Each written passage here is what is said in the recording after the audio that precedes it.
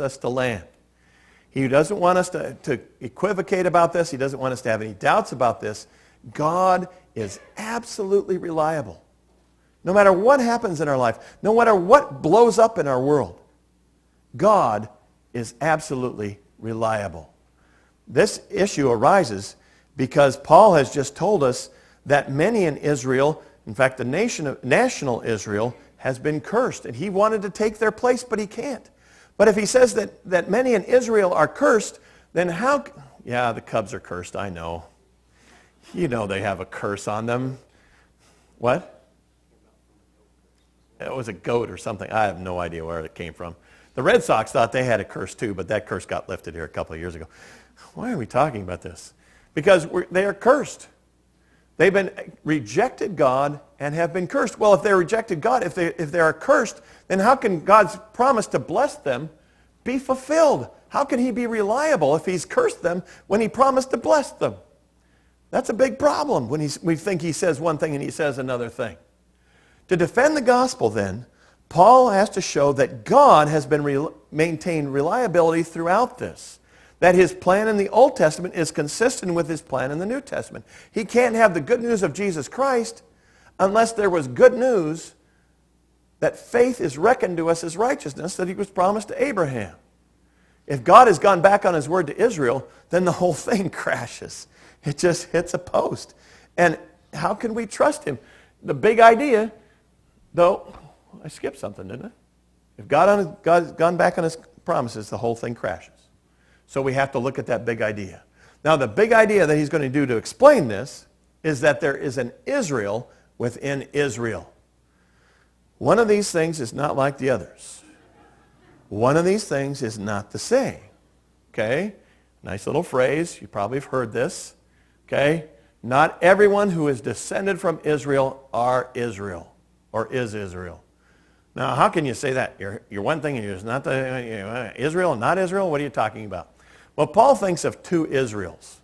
He thinks of a physical Israel and he thinks of a spiritual Israel.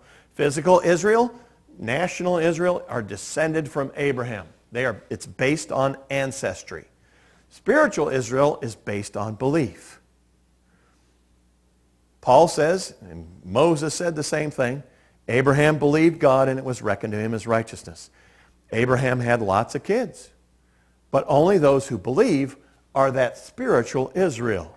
They are a subgroup in the nation of Israel. What is spiritual Israel? Is it the nation? Is it the guys with the guns defending their land?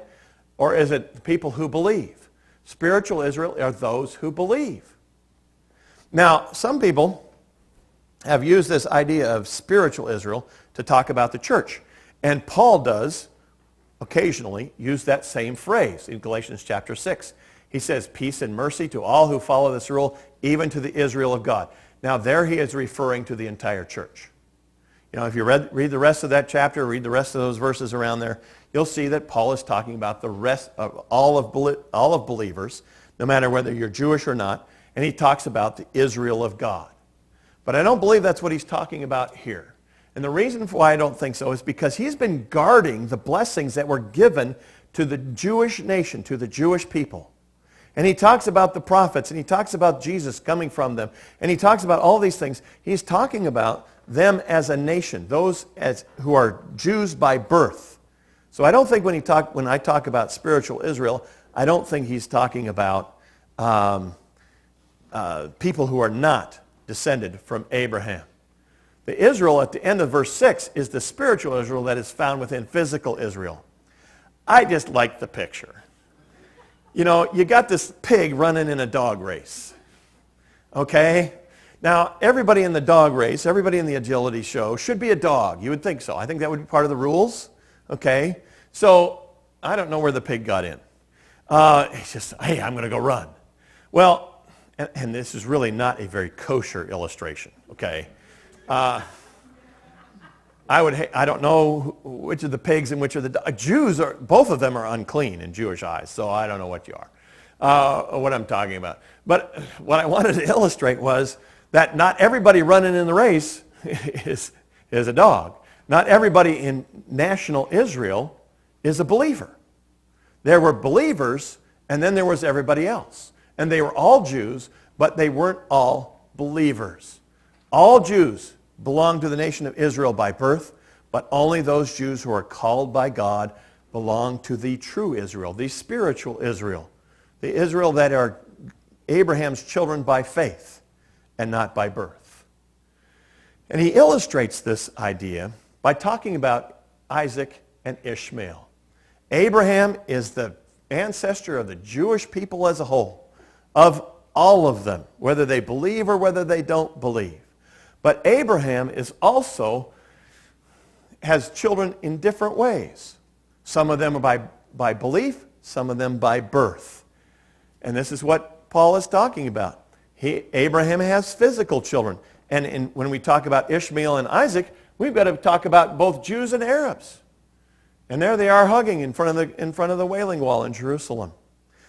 Arabs are just as much Abraham's children as Jews, because Arabs trace their ancestry through Ishmael, Jews trace their ancestry through Isaac. But Abraham also has spiritual offspring. And I would like to differentiate, and I might not get it done, I don't think the NIV translation gets it done either, of saying that children are those Abraham's children by birth, by natural birth, and offspring are Abraham's children by spiritual choice, by God's choice. And Abraham has both physical children and those that were called. It is not the case that all of Abraham's children are his offspring. Not all of those who are born of Abraham inherited the covenant. Only those that were descended from Isaac. Only those that came through Isaac's line were part of the covenant. God selected Isaac, but he did not choose Ishmael. Genesis 21:12, where this verse comes from, says that not all of Abraham's children are called. And he tells us this in Genesis in a situation where Abraham was having a problem with Hagar and her son Ishmael, Abraham's son Ishmael. And God says, I didn't call Ishmael.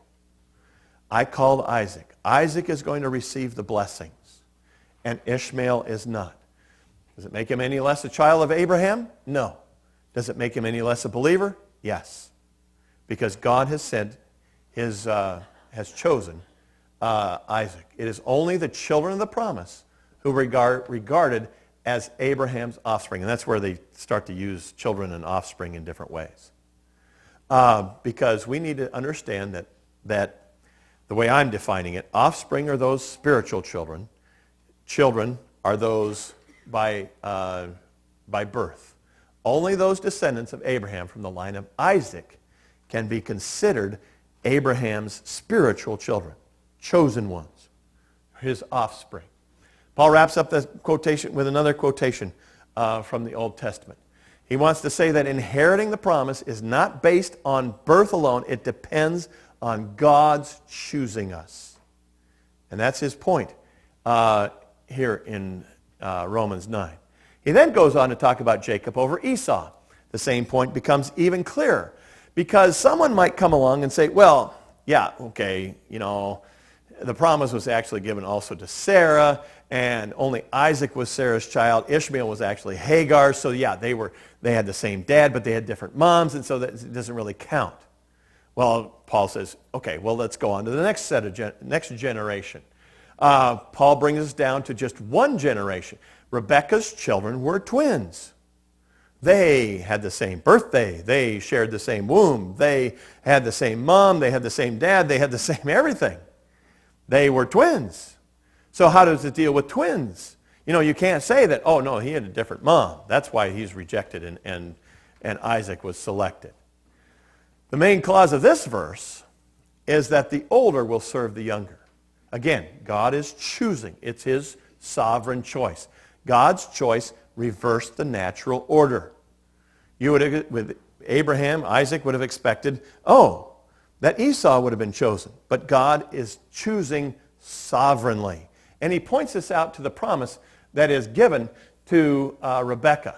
God appointed Jacob over Esau to carry on the promise before the two boys had even been born. So how did they know which was going to be first? Before they had done any good and bad. God and Paul want us to know that God chooses Christians. God has